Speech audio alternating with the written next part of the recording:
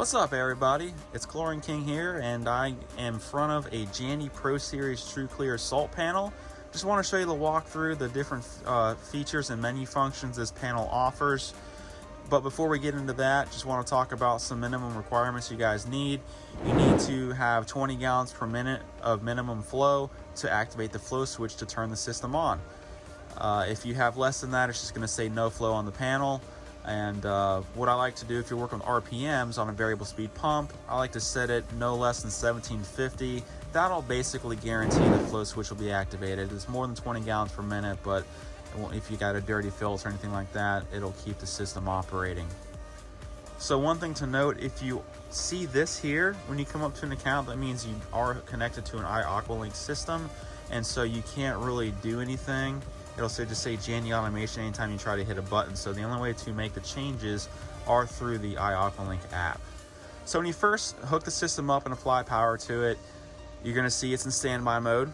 And how you get out of it, you just hit the power button. You'll hear the power center click, and then you'll see it goes into chlorinating. Now, if you ever want to shut the system off for any reason, you hold the power button for 6 seconds.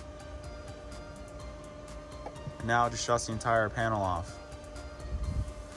This should go off with your pump each day, or if you're running with a variable speed, should turn on and off within the operating times of the pool pump. You don't want this thing on while the pool pump's off.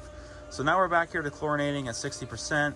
You can adjust your percentages and then go up in increments of 10% with the up and down arrows, the plus or minus. And then anytime you come to the whatever setting you like, just hit the select button. Now, if you want to put it in super chlorinate mode, what you do is you hit the plus and the select button. And now it's in boost mode. Now it'll stay in boost mode for 24 hours, and you can cancel at any time by hitting the back button. And it's going to put you back to your previous percentage of chlorination. Now, if you have a very small pool, you're working with a Nature 2 system or UV lighting, you don't need a lot of chlorine output, you can put it in low mode. And how you do that is you hit the minus and select button. And now you see it's in low mode, and that's at 10% production. Now, this isn't on a timed schedule like the boost mode, and the only way you can get out of that is by hitting the back button. So now if you want to go in the setup menu to change like reverse polarity, anything like that, you press the up and down buttons